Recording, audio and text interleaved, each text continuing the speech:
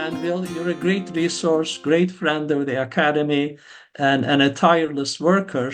I'm going to say, how do you all do all this? But let's start with a little bit of history. I mean, how did you get started? And you've been at it for more than 2 decades now, being a hmm resource to all of us. I think that from the very start of my professional career, and I started in academia in 1991, I've always been someone who's been quite pragmatic, but also proactive. So if I felt something was really not working for me, then I would try and fix it.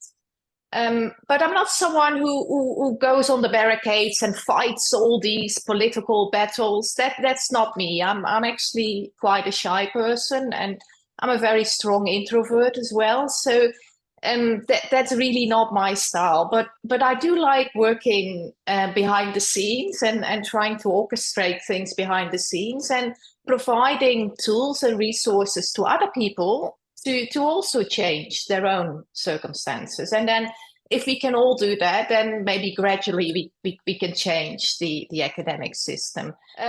But I also realized, and that's the fun thing from reflecting back if you're later in your career, that I've always had a very strong drive to try to connect people.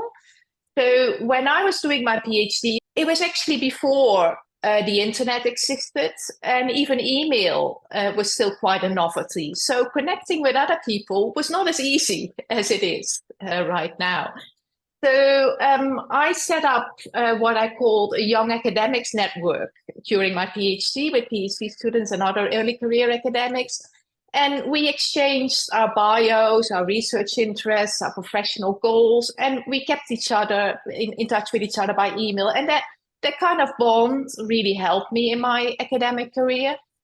So when I started in my first permanent academic job, I'd worked in the Netherlands in 3 universities before, but these were part-time or temporary positions. My permanent job was in Bradford in the UK. And I set up with 3 other women, Lawn, which was a local academic women's network.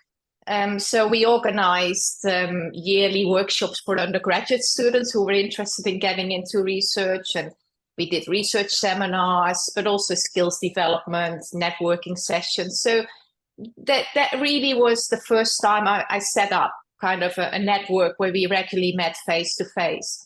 And then I think it was the early 2000s when I got talking to Srilata as a year at the Academy of Management and was talking about how, as an international member, an international participant, I did feel a bit out of place and I didn't know how everything worked. So she said, why don't you set up a membership involvement committee to help international members integrate better? So I did that, and I recruited about 50 country representatives and regional representatives. We had a whole structure, and we organized all sorts of activities. So I really enjoyed doing all of that and connecting people towards common goals. And looking back, that's really something that I've been doing from the start of my academic career. So I really want to say to PhD students, you can do that too. It's not just waiting until you're tenured, waiting until you're a professor. You can do that too.